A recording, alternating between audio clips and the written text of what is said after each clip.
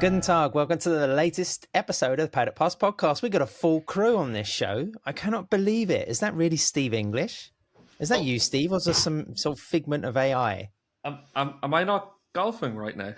Yeah, I was going to say, it's too early in the morning for the golf courses to be open. That's the only reason he's here. Well, it's actually because it's Ladies' Day, so I can't get out until after 12 o'clock. Oh, and the ladies' tee, Steve. Isn't that your usual hitting spot? Yeah, that's where you can play really well. I identify as a golfer looking to have the best score possible, lad. Well, it is race week ahead of the German Grand Prix, and we're recording this podcast ridiculously early. So I'm hoping we're going to find David Emmett in fine form because he's down in his first coffee of the day. I don't know, like a water for a thirsty man who's been roaming through the desert for 2 weeks. How are you doing, Dave? Well, I'm going to ride my motorbike today, so it's a good day, and my wife is coming with me, so it's an even better day. You're riding a German motorcycle to the German Grand Prix. I will even briefly be touching on the Autobahn just to complete the cliches. On the rest of this show coming up, we've got a special exclusive interview with Kelly Brittain, the Global Marketing Director for Dorna Sports, and she's going to talk a little bit about the upcoming Liberty deal, the influence that she saw from the particular company in F1 in her years there, and some other thoughts. So that's quite interesting. That was a bit of an exclusive. We managed to speak to her at the Dutch GP recently, so that was a good one. And then Neil Morrison, we're going to be talking about some other stuff as well, based around a very particular track up next on the MotoGP calendar. Yes, probably the most particular track on the MotoGP calendar. German Grand Prix coming up. I mean, it's just the sort of it's just the appetizer, really, isn't it? Because we're all really excited about going to Brno. Germany is a really fun GP, but Brno is the real showstopper. So, very excited for these 2 weeks coming up. Do you think it's wistful thinking? I mean, we haven't been sort of to the Czech Republic for 5 years now. Maybe I don't know, those pre-pandemic memories. Maybe it's a different place. No, I don't think Dave's shaking his head. They've moved it into they've moved Brno into the Brno circuit into the middle of an industrial estate just outside Prague. That's right. No, it's always been a magnificent track. It is a fantastic track. It's a proper motorbike track. So I am so looking forward to just seeing MotoGP bikes go around there again, because it's sort of like, it's not quite Mugello level, but it's that sort of step just below Mugello level of superb, fantastic tracks. And with a new surface as well. Yeah. They. I think there was a test before. There was a private test for Honda and Yamaha. Luca Marini was riding again, and they were talking about lap times being something like 2 seconds a lap faster than Marc Marquez's lap record. So, genuinely, they're really going to destroy the lap records. Steve, Brno versus Most in terms of, well, not in terms of track, maybe atmosphere. Yeah, the atmosphere for the Czech ground for us is always really good, because you've got it where the crowd is in on top of you. The town kind of gets taken over by the paddock. So again, it's a little bit like Brno. But yeah, there's no comparison between Brno and Most. I know that everyone in World Superbike paddock would love to be going to Brno. But it's quite cool that we've actually got two distinct tracks now in the Czech Republic, whereas in the past we only ever had just Brno. So it's nice to have different identity for both championships. Well, we're not talking about the fucking Czech Republic anyway. This is supposed to be the German GP podcast preview. So let's talk a little bit about Sachsenring. Go straight into our memories of this round, or this particular surface, track, whatever. Dave, is there something that sticks out from you from, aside from staying in some very kind of bizarre accommodation in the past, is there any sort of German Grand Prix memory? I mean, like it has so often produced really, really good racing. I mean, sort of Rossi, was it Rossi versus Lorenzo there, where I think Rossi beat Lorenzo by, a few thousandths of a second. It's a really strange layout as well, because it is sort of like it's crammed into a tiny little corner of an industrial estate, and they've had to wrap sort of a Grand Prix length track inside of something which shouldn't really hold a Grand Prix a Grand Prix length track. It's also incredibly steep. There's sort of there's ups and downs and all the rest of it, and it's just really, really sort of peculiar. I think my favourite memory is 2016 when. Was it? I think it just started to rain on the grid, and there were people running in and out of pit lane. Everyone came in at the end of the warm up lap to change tyres and start from pit lane again. The best races always mean that they have to change the rules. They had to change the rules because there was basically like 20 riders all trying to start from inside pit lane. So, yeah, that was particularly fun. But it's just I love the Sachsenring. I think it's a great race. Neil, I want to prepare you now. I want you to grab some tissues in a completely sort of pure sense, of course, because my favourite Sachsenring memory is 98 and Jeremy McWilliams fighting on that QUB machine with, I think it was Caparossi and, was it Rossi? On the other Aprilia? Would have been Rossi, 250cc GP. I think Harada was up the track, wasn't he? I mean, he had the GP1, but this was a bit of a raging battle for second place. And you just had Northern Ireland's finest on a Northern Irish project bike and taking a podium finish. I remember watching that on the TV, just jumping around thinking, go on, Jeremy, go for it. So that was also a place where you kind of thought, wow, a GP track can, because of its nature, as Dave was saying, and sort of the incessant curling layout, it just kind of seemed to level the playing field a little bit more. And in those times between the factory Aprilias and sort of the privateer bikes, there was a little bit more of a possibility for riders like McWilliams to spring results. I think even like someone Jay Vincent finished sort of top 5, top 6 as well. There was two Brits in the intermediate class at the time, and sort of where if you didn't have a factory Aprilia, you might as well not bother turning up. Yeah, it was like, as Dave was saying, it's such a unique sort of layout that it would often give a chance to some of the slower bikes, like you mentioned McWilliams in the 250s. It was also a place for the kind of slower 500 machines to have a chance to keep up, even when they switched to 4-strokes in 2002.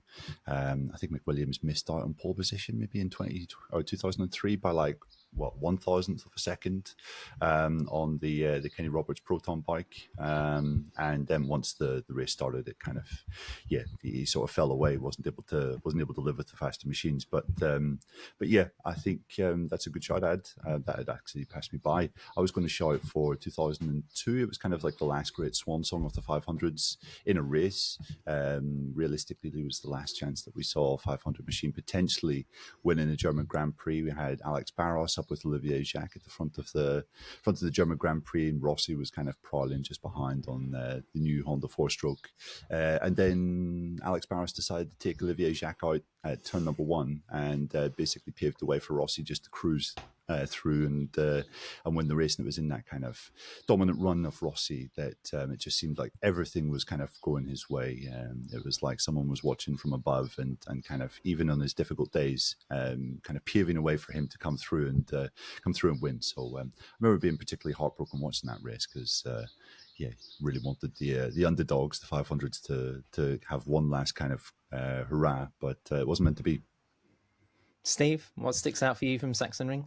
Yeah, for me, Adam, I think it's probably 2014's the easy standout memory because, like David said, Sachsenring is all built into an industrial estate, but the fact is it's a go-kart track, and then when you've got all of the bikes starting from pit lane, it was a little bit crazy. So that's probably the easy cliche that we'll see this weekend as well, where all the TV coverage at some point or social media will post videos of everyone starting from pit lane.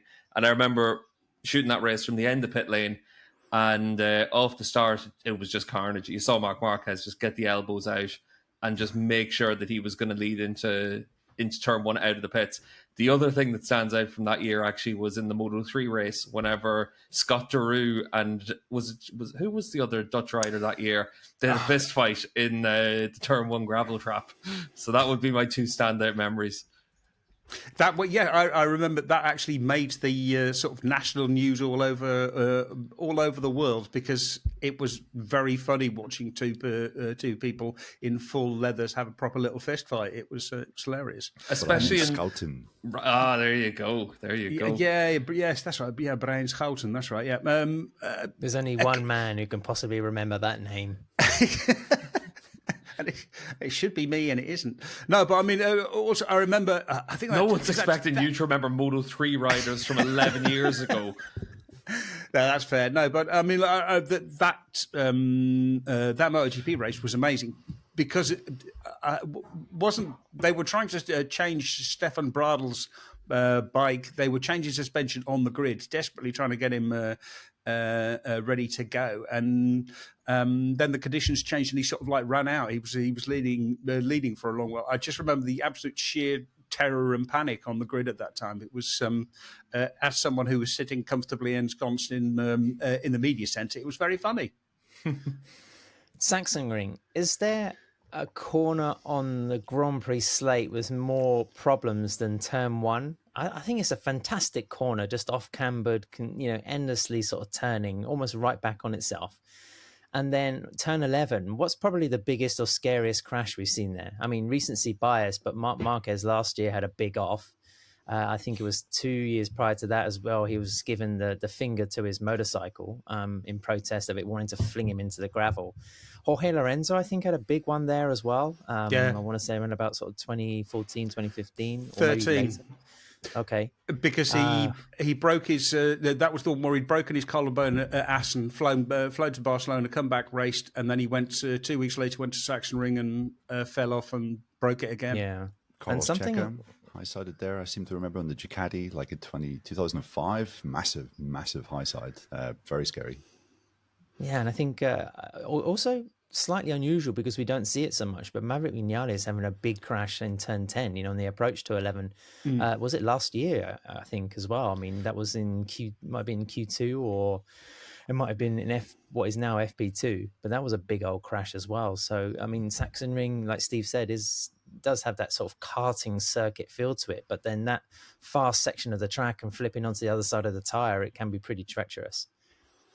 Yeah, because you're spending an awful lot of the time on the left-hand side of the tyre, and then all of a sudden you have to sort of flick left. There's only a couple of right-handers, and they're fairly slow. And then you drop down through the Omega, and then you sort of you come round, and you're going left, sort of climbing to the top of the hill, and then all of a sudden, sort of in about fourth gear, I think, third or fourth gear, you're sort of having to flick the thing left and accelerate just as everything is going light, and it's so easy just to, with a little bit of a cold tire, with a little bit too much enthusiasm, to really flick yourself into the gravel and really hurt yourself, because you slide for a long way as well, because the gravel trap goes there, sort of runs down, and despite the fact there is quite a lot of runoff there, people have got.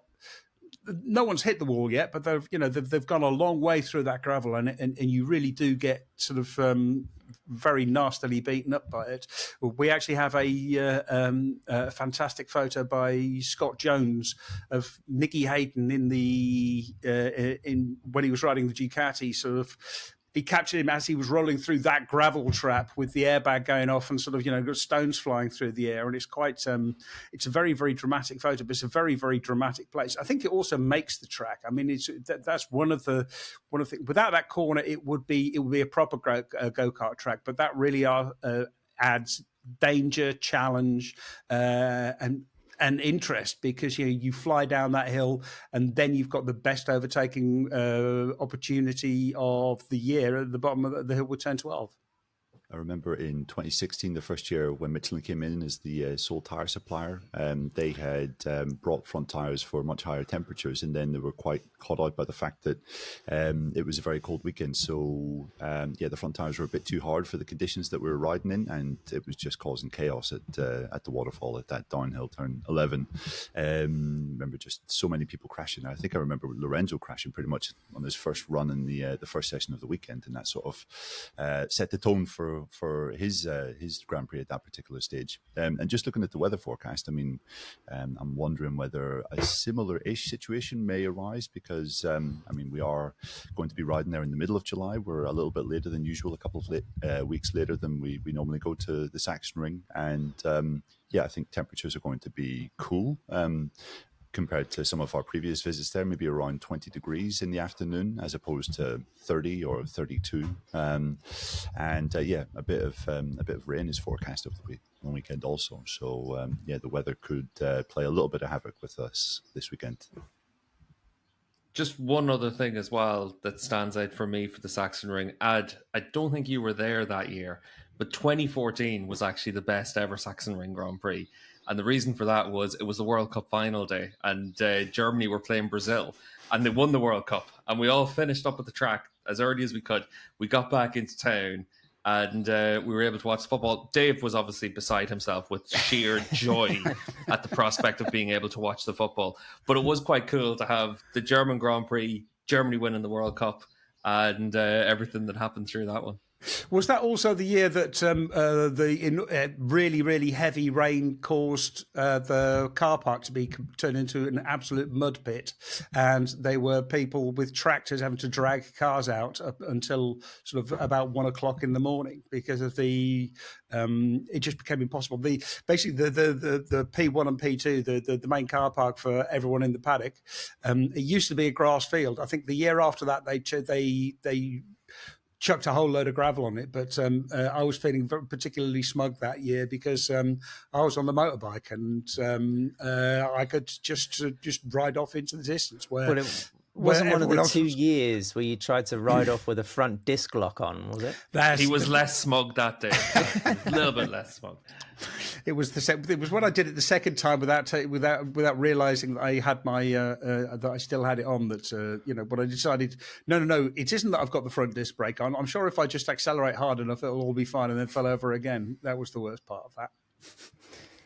Everyone, the Paddock Pass podcast is supported by rental.com. If you have a street bike, of course, we know the rental are the masters when it comes to dirt bikes. But if you have a street bike and you're after for a new accessory, then head to rental.com, use the Fit My Bike tool to customize exactly what you need for exactly what you have in the garage. Also, pole position travel. If you're considering a trip to a Grand Prix or a World Superbike round, then head to polepositiontravel.com to pretty much custom build your trip or adventure to a race, and use PPOD25X to get a small discount for listening to the Paddock Pass podcast. Thanks to those guys for supporting us. We're coming up to round 11 of MotoGP, so pretty much the halfway point in the season. Obviously, we've had 10 Grand Prix. I mean, the lap records have been broken in pretty much half of them. We've only had 2 riders on pole position all season, and we've had 5 different winners. Marc Marquez has won 6 of the Grand Prix. We've had the Marquez finishing 1-2 in 4 of them. And Marc has a lead of almost 2 Grand Prix in the points over his brother Alex, who we're expecting to be back in competition, right? Has there been any kind of update from Grassini on Alex Marquez's condition? No, not yet, but I think they posted something on social media shortly after the operation saying they expected him to come back. And it would make sense for him to at least try to come back to any points he can score at all will help or could possibly make the difference at the end of the year. So he has to try to come back. And then he has a lead of almost 3.5 GP over Pecco Bagnaia in the points. And Pecco, he won this GP last year ahead of Marc, but Marc was injured, right? I mean, yeah. Marquez has something like 8 victories from 10 attempts at the Sachsenring, but then last year he was labouring somewhat. Neil, just for your opinion first, we would be a bit silly if we were expecting anybody else to win this weekend, right? Yeah, we would, Ed. I think that's a fair point. This is Marc's best track on the calendar, and that is saying something. He has 11 victories here, 8 in GPs, 2 Moto2, 1 in 125s. He had a ridiculous kind of streak of, I think, 11 in a row up until 2021. Some of his best performances. He had that brilliant comeback victory in 2021. His first victory after the terrible right arm injury that he suffered the previous year. It just made it look so easy here, like he was kind of riding in second gear for much of his success. The one caveat I would add is that we've sort of arrived in Germany the last 2 years thinking, okay, this is Marc's track. He has a brilliant record.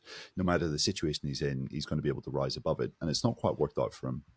We obviously remember 2023, the nadir of his career with Honda there. You mentioned him giving the finger to his bike. I mean, how many crashes did he have that weekend? 5. Yeah, the last of which, battered him up so badly that he had to miss the race.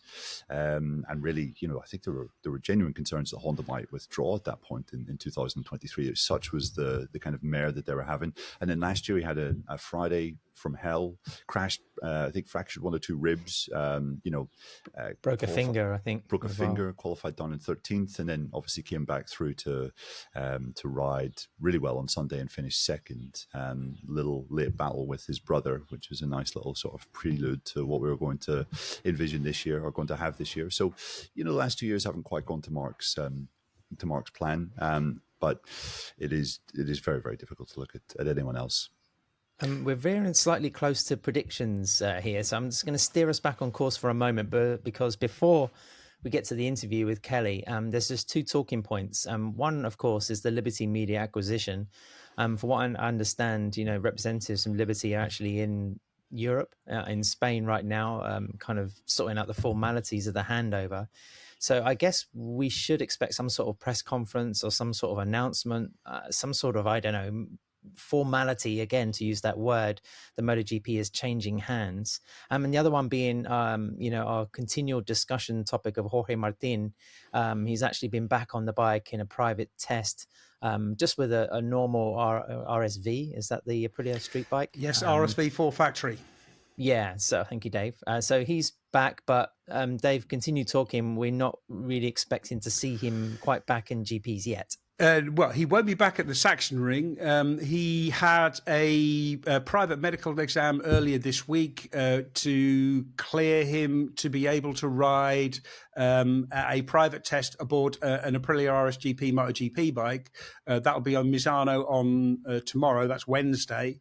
That, to me, doesn't give him enough time to be fit to actually race at the Sachsenring. And also, I think it was Dr. Charte. I think it was Dr. Charte who said the rib injuries are still not completely healed. They needed another 2 weeks. Everything was progressing well. Well, 2 weeks from sort of 10 days ago would actually put him into Brno. So I think it's much more likely to see him return at Brno. I think returning at the Sachsenring would be difficult because there's just no place to rest around. We talked about it being so tight. There's no place to rest around the circuit. You're just always doing something on the bike. So it's very, very intensive. There's no point to sort of, rest and recover for it. Just catch your breath for 2 seconds. And the other thing is, also it would be a bad place to come back because of the memories there. He did crash out of the lead there last year. He was not quite cruising to a comfortable win, but he looked like he had everything under control. So perhaps better to come back at Brno. He'll be healthy, he'll be stronger, even though it's a much faster track. He's going to be much fitter, and it'll be a better place for him to return, I think. But I think where he has memories of crashing out and breaking his race in Moto 3, of course. Yeah, of course. That was Moto 3, though. That was years ago. But I think from that point, then we can start to see whether this relationship is going to normalise. Obviously, he's going to face an absolute grilling as soon as he returns about, what is he thinking? Why does he want to leave? Does he want to leave? What's he going to do? What's the appeal? What's the attraction? How's his relationship? Just generally endure an absolutely miserable half an hour as the media get to sink their teeth into him. But yeah, after that, then you could start to see the sort of the relationship normalize, and he can start to make a real decision based on real actual data. Actually riding the bike and seeing whether he can be competitive or not. Dave, you can't remember it because it was also Moto 3, so we'll let you off that one. Yeah, you're excused. Steve, just out of curiosity, we've been talking about Jorge Martin so much, not just the injuries, but also the contract situation, who's looking sort of best, who's looking worse, whether sort of, Martin's management have handled this in the right way. What's kind of the view from sort of the World Superbike paddock? What's been the discussion there? Can you sort of evaluate what the general vibe has been regarding this situation? it's quite an interesting one, because obviously for me, I'm very much on the outside looking in on this, but I find it really funny that every time Aprilia say something, everyone takes it as the gospel truth that Aprilia have done everything correctly and that everything's going to be working out in their favour. And I have no faith in that because of Aprilia's past record. And given how Aprilia have treated riders in the past, they deserve a bit of comeuppance as well. And then when you look at the side of it for Jorge Martin, everyone wants to criticize his manager Valera, but the fact of the matter is he might never get another Jorge Martin, just like he might never get another Pedro Acosta. So he has to be greedy and look out for his client and look out for himself. So if you've got the chance to cash out of Aprilia and go somewhere else and make more money, the manager will point the rider in that direction. And that's the easiest way if you want to figure out what riders are going to do in the future, is listen to the managers, see what motivates them. Because in this instance, you could easily end up in a situation where another young rider doesn't want to go with Albert. And then this is his chance to make his money for the next 10 years. So that's a big motivation in it all. I think Aprilia and Jorge Martin are both completely in the wrong for everything that they've done and how they've handled it. But that doesn't mean that either of them is right in this instance. And the whole contract came about so quickly. There was that big Dorna video of literally, this happened because Marc Marquez has signed for Ducati. Where can I go that will piss off Ducati the most? And within 2 hours, he signed for Aprilia. So the contract is clearly not going to be watertight. So I don't see a situation where he stays at Aprilia. And the big reason for that as well is Bezecchi's on good form. Aprilia might look at it and say, do you know what? Maybe we just back Bezecchi now and we just write off this as a bad experience and a bad debt.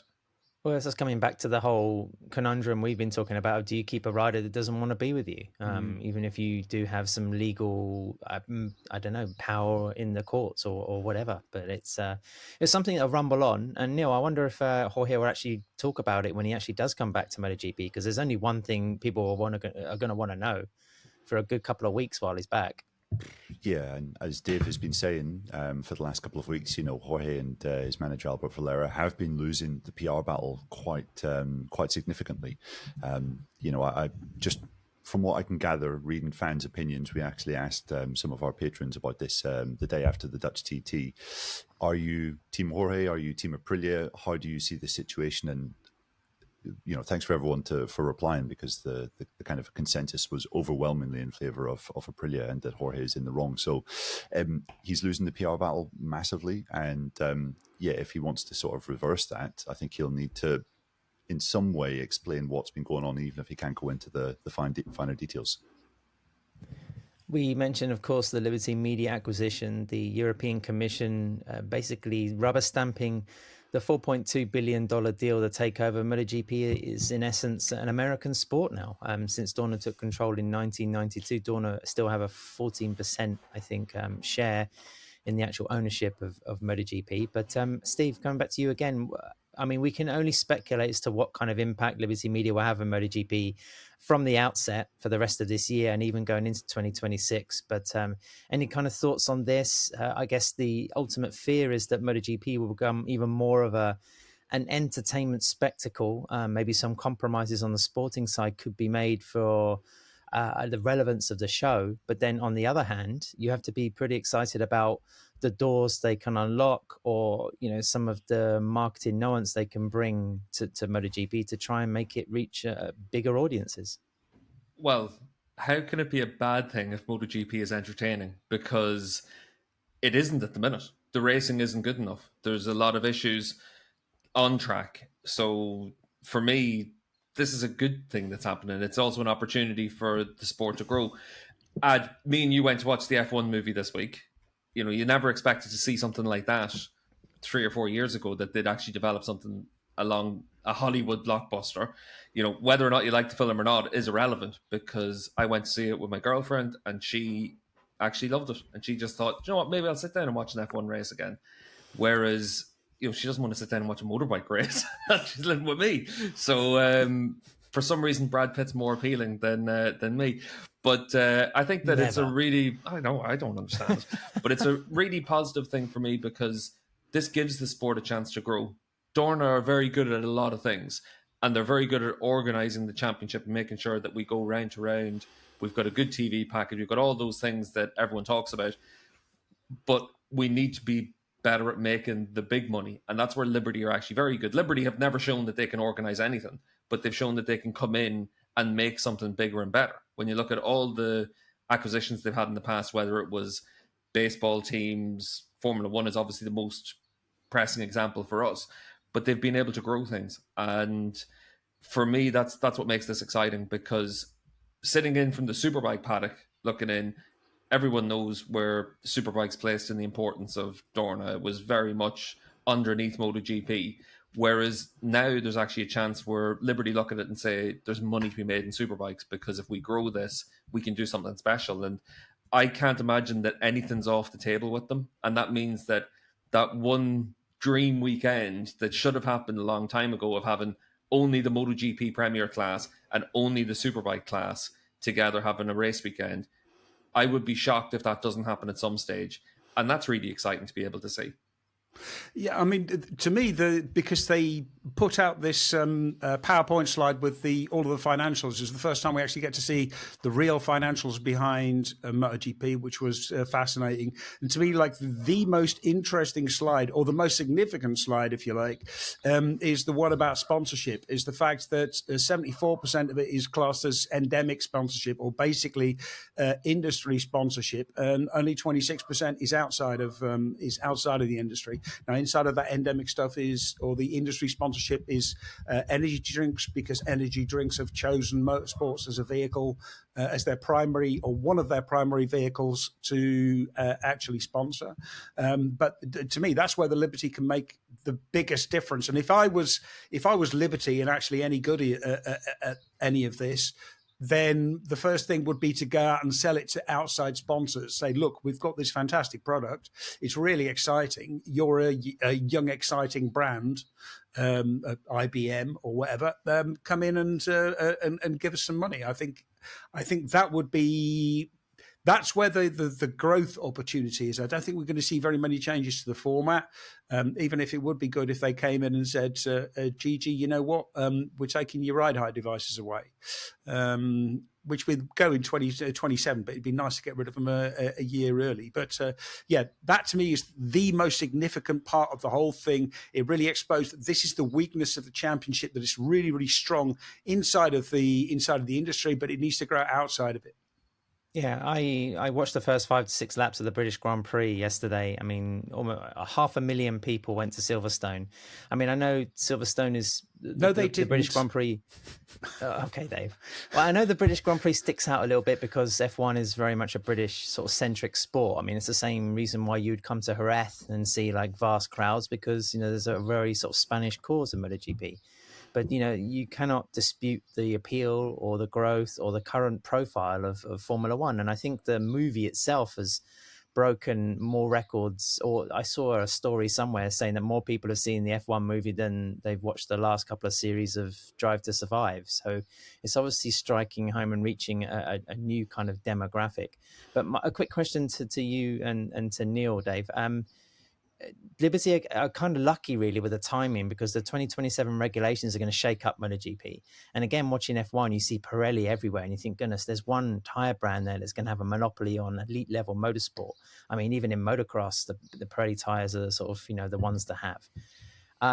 And it seems like maybe Liberty can ease into MotoGP in 2025, maybe change a couple of commercial things in 2026.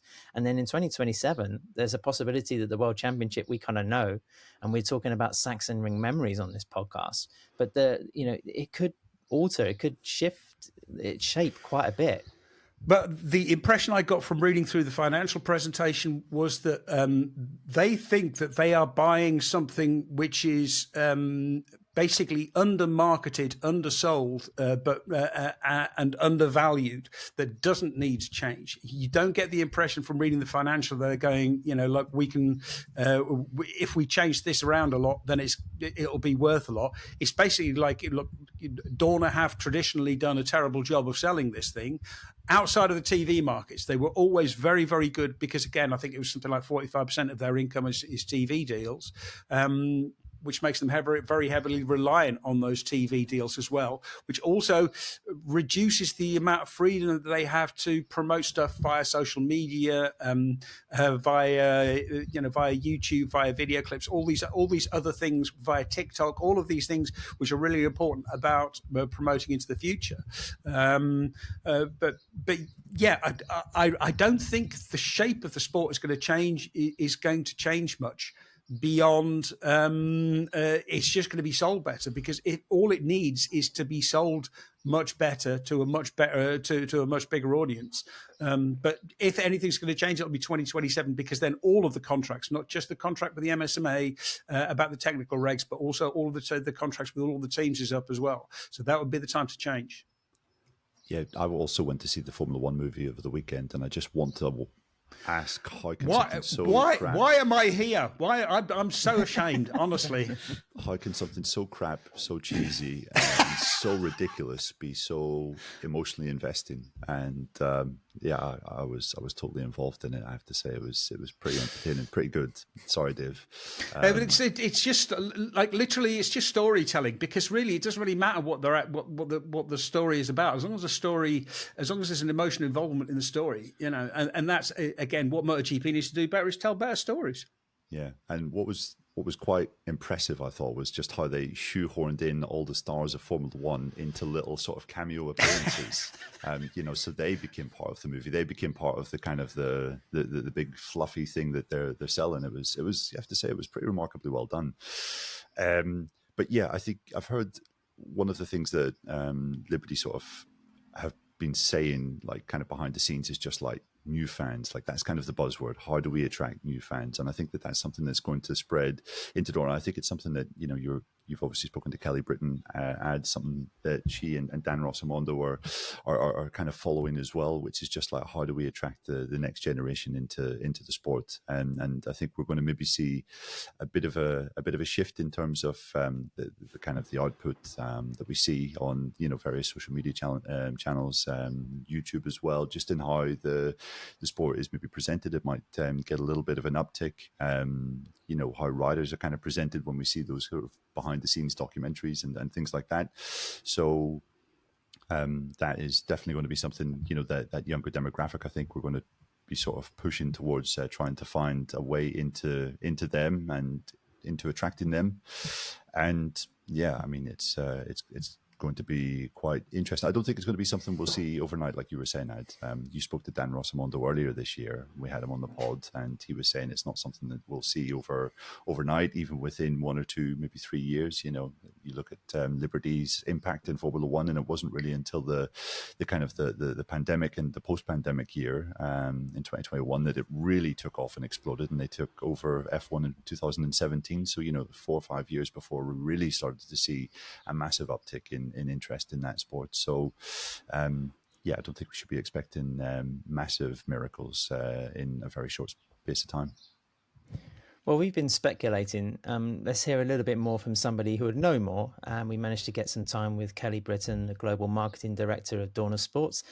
She moved from Red Bull Racing in Formula One to Madrid to take up residence, I don't know, I guess you could say, in the Dorna senior management structure at the end of 2024. And we spoke to her on a range of subjects. So here we go.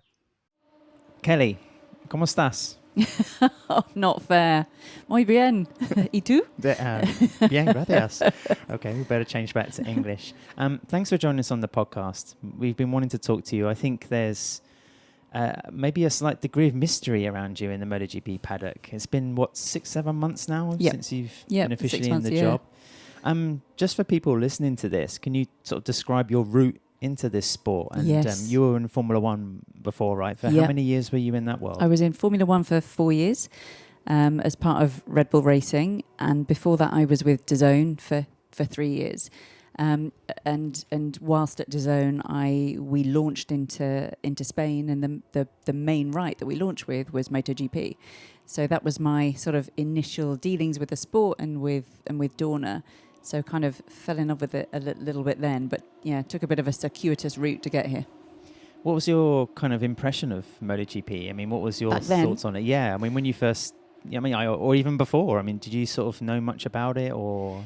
It wasn't a sport that was talked a lot about. Sort of in my Barry Sheen was sort of around when I was a lot younger, but then it sort of seemed to go a little bit quieter, and it was only actually when I was at DAZN that I really got some sort of first-hand understanding of it and understood more about the riders and the sport and the jeopardy and the closeness of the racing.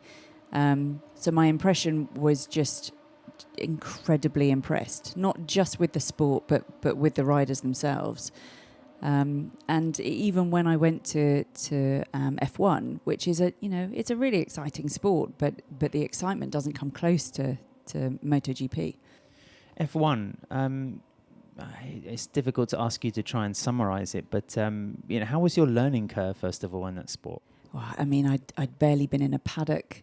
I didn't understand about tyre choice as far as I knew. They could have, I don't know, had a handbrake and have to open the car to get in and close the door. I didn't know a thing. And in fact, I'd never really fallen in love with the sport. It was something that was on a Sunday, and it tended to be what I saw my dad, snooze to after he'd had eaten too much at the roast. But I also fell in love with that sport. I think that is a sport that, and maybe MotoGP is a little bit the same, that a little bit of knowledge and a little bit of understanding of the sport does help you engage. Like just understanding about undercuts or about tyre choices or just even positions on the grid. Those simple things help you understand a little bit more, and then getting to know the drivers themselves, you feel a bit more invested in it. And I think ultimately that's probably what we need to do a little bit more of in MotoGP is sort of reveal the characters, the men behind the helmets, because people engage with people. Yeah. Of course they're excited about the closeness of the racing and the skill of these guys, but they relate to people, and so we need to do more of that storytelling about the people involved. And from your experience, I mean, even just your personal point of view, do you think the simplicity of a sport helps it translate more, or Yes. appeals to an audience? Yes. Because even something like football, I think it's very easy to understand visually, but then you can submerge yourself into it and get very tactical and very technical, as you can in this sport or in Formula One with, like you say, the various technical choices. But I just wondered, your perspective on, working in F1, coming here and maybe seeing your family's interest in sport. I mean, how do you conceptualize it, I guess, on a wider scale? In terms of what specifically do you mean? Yeah, just how simple it is and how that attracts to new audiences, perhaps. I mean, that's the blessing, right? You don't have to, when you bring people to a race for the first time, it isn't rocket science. They have to qualify to do well to get further to the front, and then they go round and round and round, and they see who gets there first. It's kind of as simple as that. There's less about or tyre choice initially, but less about tyre choices throughout the race.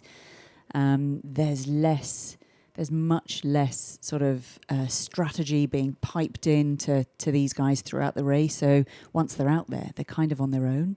So I do think that there is enough that is interesting, but not so much that we're blinding people with science and you need some sort of, qualification in order to be able to understand the sport. I think that is we've sort of arrived at a really happy medium.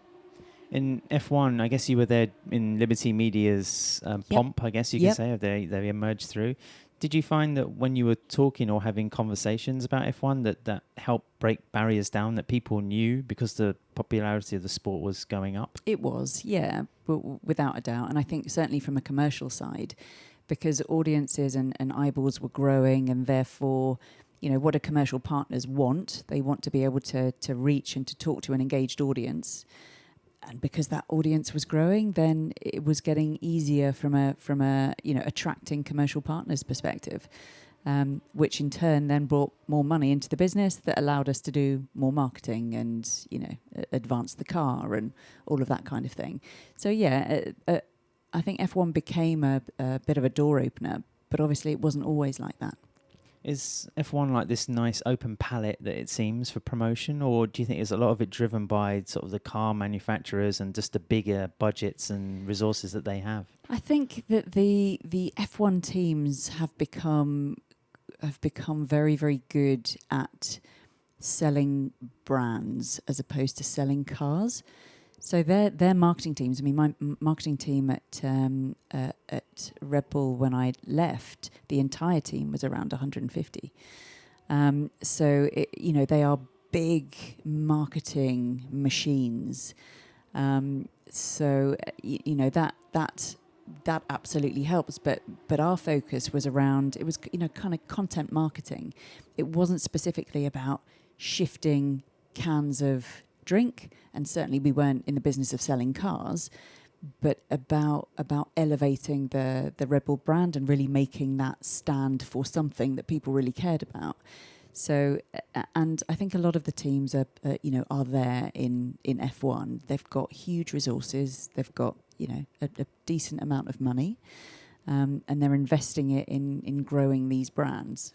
At the same time, it seems quite an intense sport, an intense job, I imagine, with the quantity of races, the geo kind of political spread of the sport alone. I mean, it must have been quite, I don't know, a full-on job. Yeah, I think, I was in a lucky position. I only went to about half the races, but the guys that work in logistics, that work on the car, it's draining for them, and they do well to maintain their energy for the entire calendar. But it's the same here.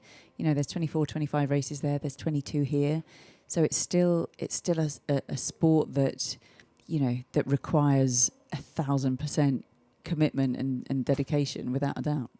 Kelly, I imagine when you took the job, you were keeping a careful eye on MotoGP and how this world works. And then when you officially started towards the end of 2024, you've now sort of been through a transition period of assessing everything and looking at everything. I just wondered how you kind of thought the sport is in terms of marketing. My opinion is that Dorna, didn't really have like a marketing presence or a force. Yep. In some ways, could I even say they were perhaps a little lazy in that aspect, because they had some very strong broadcast partners, and I think they lent pretty much on them to do a lot of the heavy lifting when it comes to, making the sport visual. I don't know if you could try and articulate what you found, and then also maybe a little bit of what you're trying to change. Yep. So I think Dorna had spent a number of years in making sure that the product was brilliant itself, and that's where it put all of its focus, which is completely normal and sensible for a business, at that stage of it of its life and its life cycle. And ultimately, if they'd have invested a lot in marketing and the product was shit, it would have fallen on its backside anyway, because your marketing and your PR is only ever as good as your product. Sure. So I totally understand and sort of applaud the focus on the product. I think when Dan Rossamondo came in a couple of years ago and pulled together some areas of the business into a marketing organisation, and then I joined about 6 months ago to lead it. I think that was the right time. I do still think that our broadcasters and broadcast partners, they have a lot of potential, and possibly even a lot more potential in helping us to grow the sport. But without a doubt that there is more that we can do. And we talked a little while ago about telling the stories of the main characters involved in this sport, and not only the riders. There are some tremendous characters within the teams, and that sort of ecosystem of partners. And we've got some amazing facts and some amazing scientific stories around the sport, and the profile of these guys, their athletic makeup, the fact that every time they blink, they travel 33 meters. How do they circumvent that? Well, they learn to blink less. Well, they've evolved to blink less. I mean, there are some breathing, incredible stories, absolutely, that even for people who've never heard about the sport, there are so many there are so many narratives that we can tell to get people hooked and engaged in the sport. Ultimately, that's what we want to do. But we've also done a really good job of talking to sort of core fans. What we need to do now is democratise the sport a little bit, and to talk to people who aren't perhaps so aware, or who are aware but hadn't considered us as as a sport. That's not to say that success for us means everybody watches every race every weekend. If you just dip into it, if you follow our social channels, if you sort of look online, if you follow us in the media without ever watching a race, there is still value associated with that.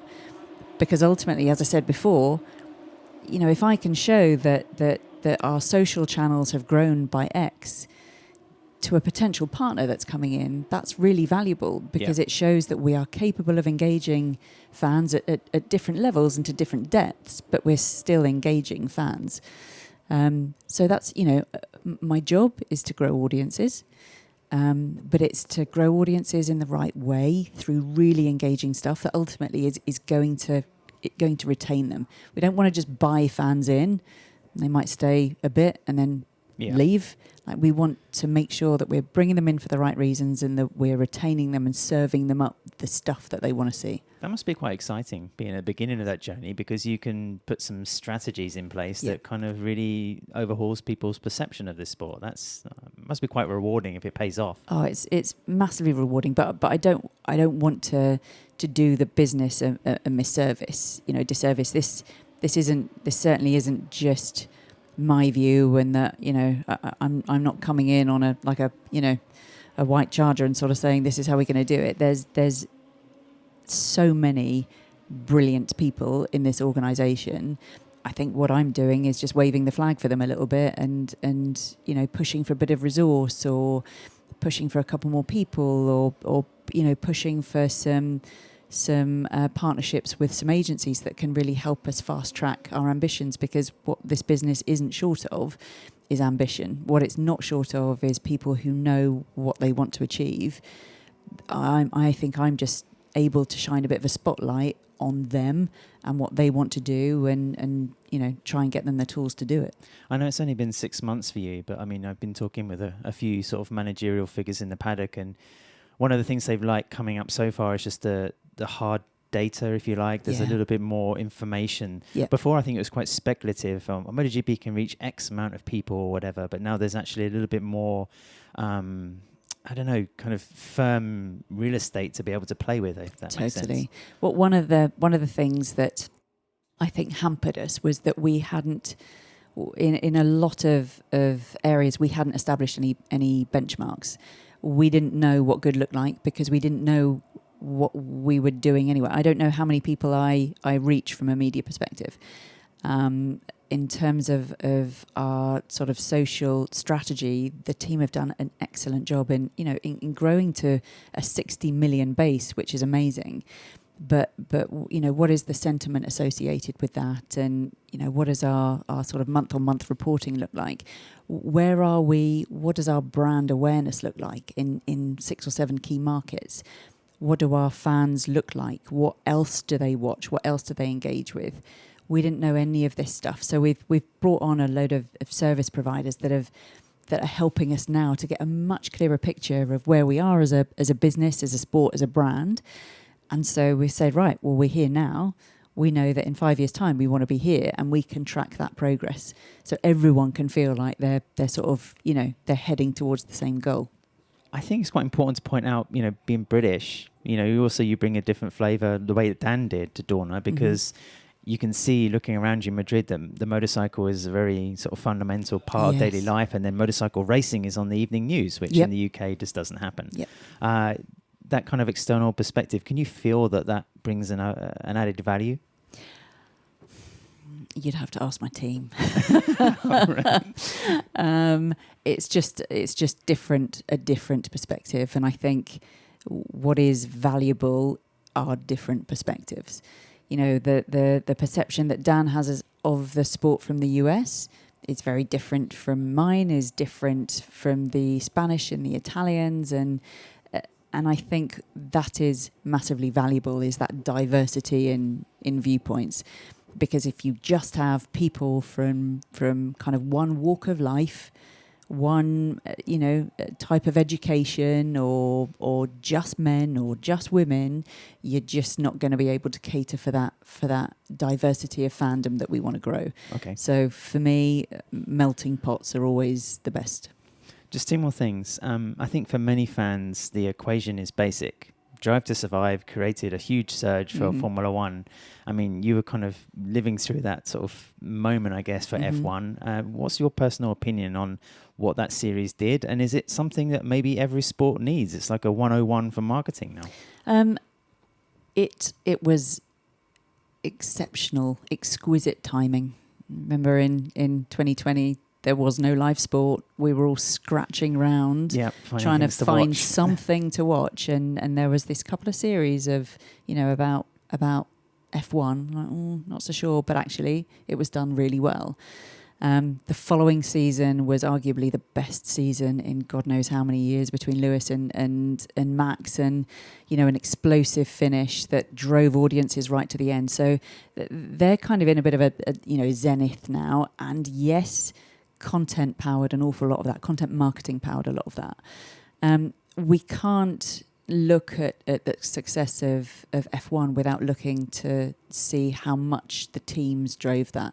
So all of the teams are very well versed in content marketing. They're all producing their own series, mini-series. Okay. We're getting so many more glimpses of Lando and Charles Leclerc when they're not racing. And these guys, not just the teams, not just McLaren and Ferrari, but Lando and Charles, they've all got their own agencies. They've all got their own content agencies. Lando is a bit of an entrepreneur and he has his own businesses. So they are driving exposure as much as F1 as an organisation is driving exposure. And I think it's that incredible meeting point of all of those. It's a real collaboration. All of those efforts. Yeah. Massive collaboration. It's quite competitive, but there's nothing that drives success like competition does. So, and should all sports replicate it? I think most sports have tried. So a lot of sports worked with box to box. There was Unchained and Full Swing and all the rest of it, and they've all fallen by the wayside. So for us, it's definitely not a case of, right, let's look at what F1 did and let's do the same, and it's just not like that. But as I've said, I think we're starting to identify so many stories and ways into the sport that we can do a better job of telling. I don't think we have to do a ride to survive, but we do have to definitely leverage that content marketing, that off-track content marketing more, without a doubt. Yeah, because ultimately MotoGP has the show. Yes. So everything around it now needs 100%. to rise up. Totally. And lastly, it's completely speculative, of course, but we're right on the cusp of the Liberty Media era, or for this sport. I just, everybody's going to be asking senior Dorna management, how are things going to change? How's the sport going to change? I just thought, if you had an opinion on that, or you could offer some predictions almost. I think what I feel most is that they are buying into a business that they believe is worth 4.2 billion. They already have a huge amount of faith in the business, and also the fact that everybody here has built a business that's worth 4.2 billion shows that the kind of the expertise and skill set within this organisation is pretty bloody good. I cannot imagine for a moment, and I don't know, I cannot imagine that there's any desire to come in and say, right, white, that's going to become black, up, it's going to become down. They're not going to do that. I think that they will work very collaboratively with management. I think they will probably open doors. I think we've already seen that there's more incoming calls as a result of the announcement and as a result of the news last year. So that's all. That's really positive for us. But I think I think that they've got some very clear or very punchy targets from a commercial perspective and from a fan growth perspective, and we need to make sure that we are lined up to deliver against them. But what that actually looks like on a day-to-day basis, I don't think we know, but I think I'd speak for a lot of people that it's exciting. Kelly, thanks once again for speaking to us on the podcast. We look forward to speaking to you again in the future, Absolutely. maybe around certain events or some initiatives that you're pushing to make MotoGP bigger and better and brighter, I suppose. Brilliant. Look forward to it.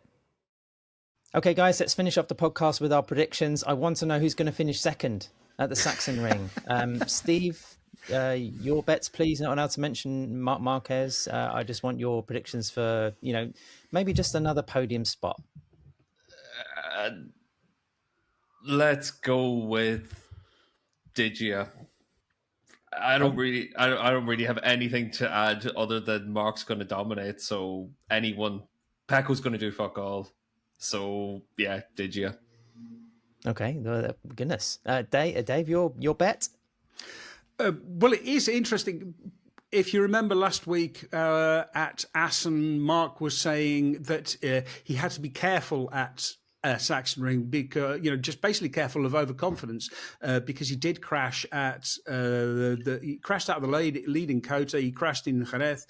He says, "I'm doing really well at the tracks that I was expecting to struggle at, and I keep on messing up the tracks I expected to win." So that's going to be something to keep an eye on, the way that he approaches it. But I'm going to say Bagnaia. I think Bagnaia is. I think that Steve is wrong and that Pecco is on his way back. He made a step at Assen, he made a step at Mugello, he made a small step at Aragon. Things are moving forward. Also, he won't have to worry so much about his braking lack of confidence, I guess, at this particular track. As long as he can turn the bike, then he's going to be a little bit more competitive than we've seen. I think we also have to give a shout out more towards the Hondas. I think the lower temperatures that are forecast, maybe some of the mixed conditions as well, you could see the likes of Johan Zarco being a little bit more competitive than he's been in recent Grand Prix. Yeah, Zarco Miller podium. Okay. I mentioned at some part of the show there's been two riders on pole position this year, Marc and Fabio Quartararo. Is this going to be a track, Dave, just very quickly, that suit the Yamahas? I mean, they used to win there and do quite well in the past. Now you're shaking your head. No, I don't think so. I mean, like, they are good at and stable through the corners and stuff, but I think the weather is going to play such a massive role, because it is going to be very mixed up. It looks like there's going to be quite a heavy rain on Saturday and some interesting conditions on Sunday. So I really think it's a bit of a stab in the dark beyond Mark winning. I'll say, with his newfound positivity, I'll put Pedro Acosta to grab KTM's first podium of the season this weekend. There we go. Neil, the font of authority, what's your predictions? Well, I would just like to point out that we had true Trackhouse Aprilias on the front row last year with Raul Fernandez and Miguel Oliveira. Oliveira, I think, finished 6th in the main race, which showed that, Aprilia can be decent here. So, Bezecchi coming here, obviously, after a brilliant Dutch TT and a very solid Sachsenring. So, yeah, maybe throw his hat into the mix if it is dry.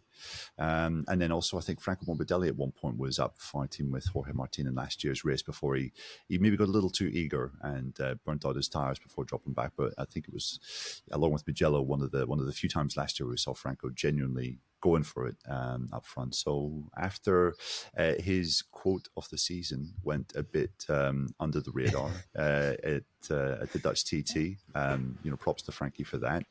Also props to Frankie because after the race, I was chatting to Jack Appleyard, who interviewed him on the grid, plus the other Dorna commentators, and they were saying, what was Franco talking about? I mean, the guy is on another planet sometimes. It doesn't make any sense. And then really what had happened was Frankie had delivered the absolute zinger, actually was quoting back the lyrics of that AC/DC song to them, and no one picked up on it. So, yeah, full props to him there, and I think maybe he could be a dark horse here.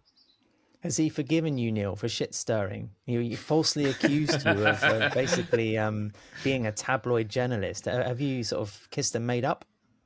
Yeah, I think so. Yeah, I believe Okay. so. I mean, even after he falsely accused me of wrongdoing and stirring the pot, give me a big high five afterwards, as if to say, like, yeah, it doesn't matter, man. It's all good. Falsely accused you of being Jack Appleyard, which is possibly much worse than anything else. Yeah, good old Franco. Bless him. Steve, we've got the Superbike show coming up this week, right? Yeah, we're going to have our normal Paddock Note show from World SBK on Thursday. So I've got Alex Lowe's and Scott Redding lined up for that. Might have another couple of riders in it as well. Evo and Gordo are going to be there. We've got a lot to get through as well. It looks like this is going to be a really pivotal weekend, because this is probably the week that decides what's going to happen for Johnny Ray in the future. Is he going to be able to stay at Yamaha? Does he have to leave? What happens with Bautista? There's a lot to pick through in World Superbikes at the minute. And also, guys, we'll be doing our Paddock Note show every day from the German Grand Prix. If you want to hear all of those podcasts, then join us on patreon.com/Paddock Pass podcast. Become a Paddock Insider, expert, or a VIP to get access to that full content. We'll also be trying to put some other shows up there as well, some bench racing shows, some exclusive interviews too. I think that's pretty much it, guys. Any more comments before we wrap this one? Just one, Adam, because obviously we had our recent Paddock Pass competition. And you guys got to meet our winners at the Dutch TT as well, which was quite cool. We're going to probably run another one of those competitions at the end of the year, just trying to get it all finalized now, but it'll be for the race of your choice for the second half of the year is what it looks like. So we're going to probably do another one of those competitions. But it was a great opportunity to meet the winners as well last time out. And they gave us some fantastic, delicious chocolates, which my two fellow Assen attendees turned down. So I've been gorging on chocolates ever since. Well, we're getting older. Really David, tasty too. They were really, it was proper class. This cheap nonsense. You've got to watch your figure, getting older. I am watching my figure. I'm watching it get larger and larger and larger. Fair enough. Okay, that's it, guys. Thanks ever so much for listening. Dave, ride safe on that BMW. Keep the waterproofs on, and we'll be back with lots more podcast content this week.